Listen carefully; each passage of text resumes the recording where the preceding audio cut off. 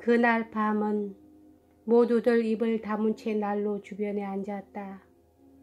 너도 밤나무 장작이 타는 소리만이 가끔 여러 사람의 정신을 헛갈리게 할 뿐이었다.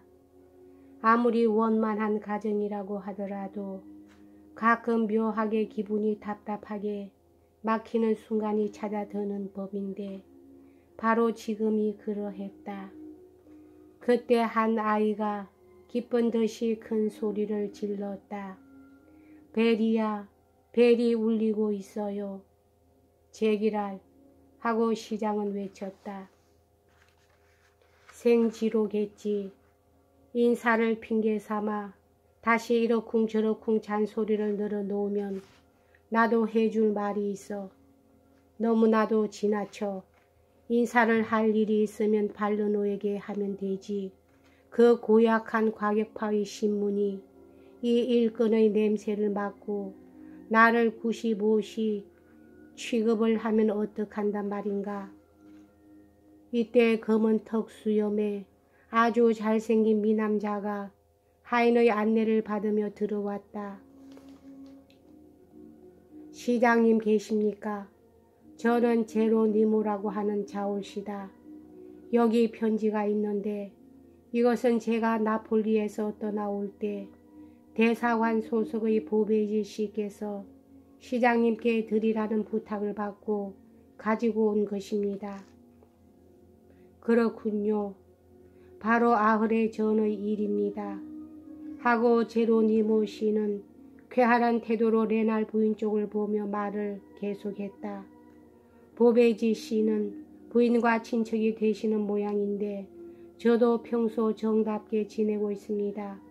부인께서는 이탈리아어를 하신다고 들었습니다. 이 나폴리 태생인 사나이의 명랑한 태도는 음산했던 그날 밤의 분위기를 완전히 명랑하게 바꿔버렸다. 레날 부인은 그 손님을 위해서 꼭 밤참을 내야겠다고 말했다. 온 집안이 떠들썩해졌다. 부인은 그날 2번씩이나 귓전으로 밀정이라는 소리를 들은 줄리앙의 기분을 어떻게든 풀어주고 싶어 했다.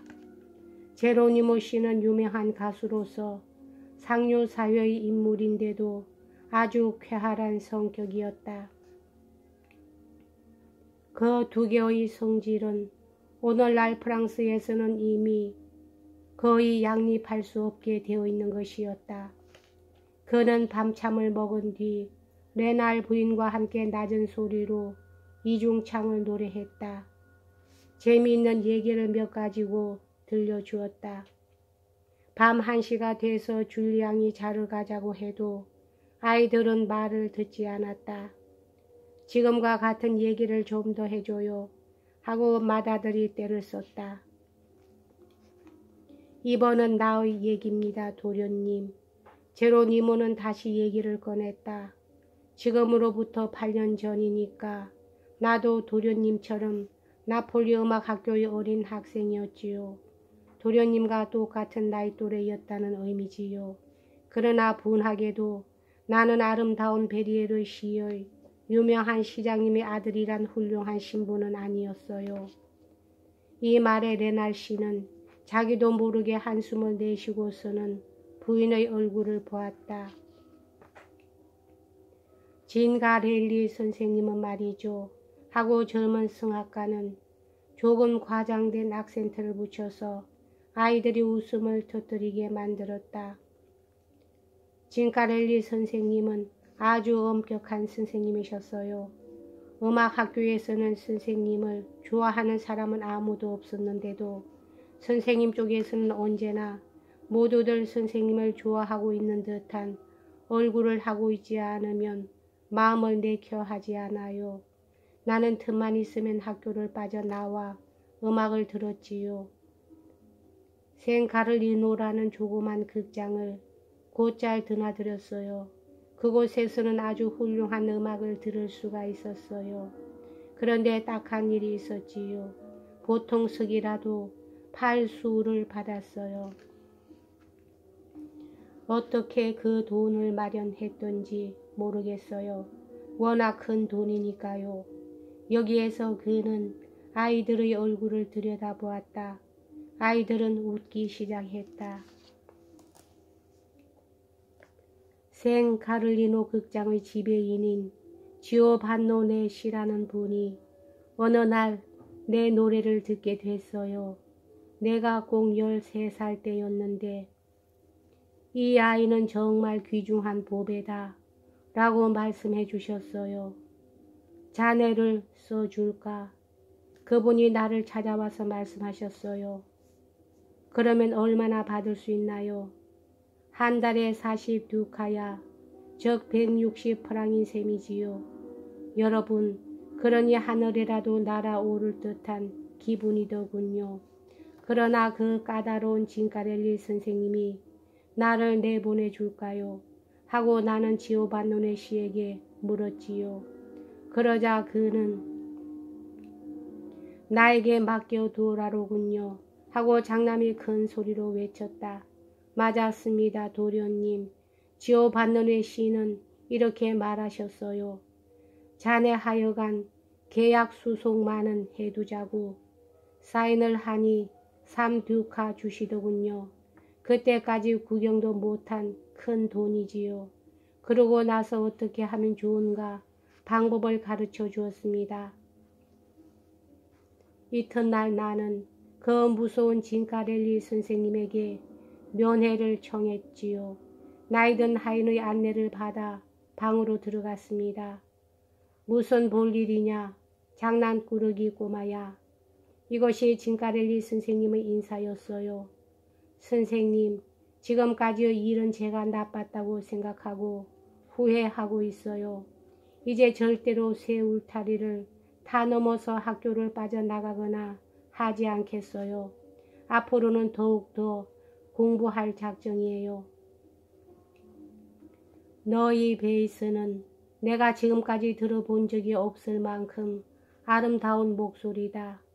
그 목소리를 망칠 근심만 없으면 2주일가량 감금하여 빵과 물 밖에는 주지 않고 둘 판이란 말이야. 이 망나니 꼬마야.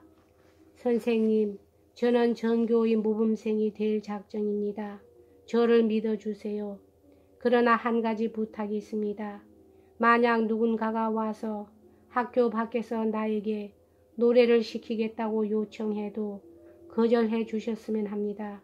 부탁이 오니 그렇게 할 수 없다고 말씀해 주십시오.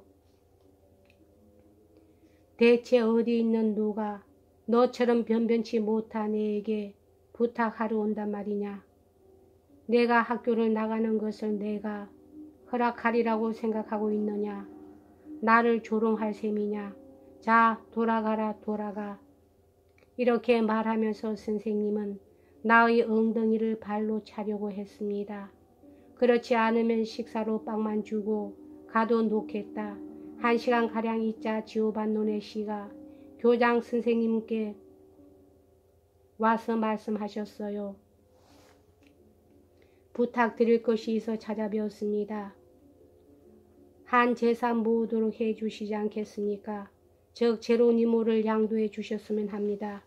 나의 극장에서 노래를 시키도록 하고 올 겨울에는 딸과 결혼시키려고 생각하고 있습니다마는 그런 장난꾸러기 꼬마를 어떻게 하겠단 말인가요? 안 됩니다. 그 아이를 넘겨줄 수는 없습니다. 그리고 내가 승낙한다고 하더라도 본인이 학교를 그만둘 뜻이 없을 것입니다. 좀 전에도 분명히 그런 말을 하러 왔었습니다.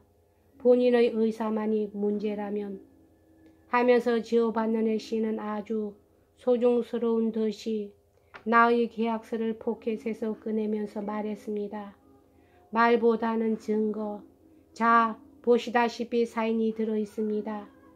진카렐리 선생님께서는 화를 내시지 않기는커녕 초인종 줄에 달려들었습니다. 제로니모를 퇴학시켜라 하고 화가 머리끝까지 치밀어서 외쳐댄 것입니다. 이렇게 해서 쫓겨났습니다만 나는 배를 부둥켜 안고 웃었습니다. 그날 밤 곧 나는 무대에 올라서서 아리아 델 몰티플리코를 불렀습니다. 폴리키넬레가 신부를 맞아 드리려고 생각하고 필요한 살림 도구들의 수를 손가락으로 셈하는 것인데 셈하는 도중 자꾸 수를 잊어버려서 난처해지는 노래지요. 어머, 그 아리아를 들려주시지 않겠어요? 하고 레날 부인이 말했다. 제로니모는 노래를 했고 모두들 눈물이 날 만큼 웃어댔다. 제로니모는 우아한 태도와 넘쳐 흐르는 애교, 명랑한 기분으로 집안 사람들을 완전히 매혹시킨 후 2시경이 돼서야 겨우 침실로 돌아갔다. 다음날 레날 부부는 프랑스의 궁정에 들어가기 위해 필요한 몇 통의 편지를 써서 제로니모에게 넘겨주었다. 모든 것이 거짓투성이야 하고 줄리앙은 생각했다. 저 제로니모 씨는 보수 6만 프랑으로 이제 런던으로 간다. 그런데 생카를리노 극장 지배인의 능숙한 책략이 없었더라면 그 멋있는 목소리가 세상에 알려지는 게 아마 10년은 늦었을 거다. 정말이지 레날 씨 같은 자가 되기보다는 제로니모 같은 사람이 되고 싶다. 그는 사교계에선 대단한 평가를 못 받을지 모르지만 오늘의 입찰 같은 사건으로 인해서 골치를 썩이지 않아도 된다. 그리고 무엇보다도 유쾌한 생활을 할 수 있다. 줄리앙에게 있어서 의외의 일이 하나 있었다. 그것은 베리에로의 레날 씨 저택에서 혼자 지낸 몇 주일 동안이야말로 그에게 의심할 여지 없이 행복한 시기였다는 것이다. 불유쾌한 생각을 하거나 싫은 생각에 빠지거나 한 것은 만찬에 초대받고 참석할 때뿐이었다. 인기척이라고는 없는 집안에 있을 때는 그 누구의 방해를 받는 일도 없이 책을 읽거나 쓰거나 생각하거나 할 수 있었지 않는가. 하등 인간의 마음의 움직임을 관찰할 필요에 쫓겨 자기의 멋있는 몽상을 중단당한 적은 한 번도 없었고 더구나 상대방을 속이기 위해서 위선적인 언동을 쓸 필요도 없었던 것이다. 행복이란 이렇게 코앞에도 있는 것일까? 이런 생활을 하기 위해서라면 내용은 뻔하지. 나의 선택 여하에 따라 엘리자와 결혼해도 좋고 북계의 동업자가 돼도 좋다. 하기는 험준한 산을 다 올라가서 마루턱에 주저앉는 여행자는 한숨 돌릴 수 있는 것을 다시 없이 즐겁게 생각한다. 그러나 언제까지나 쉬고 있으라고 강요한다면 과연 그는 행복할 것인가?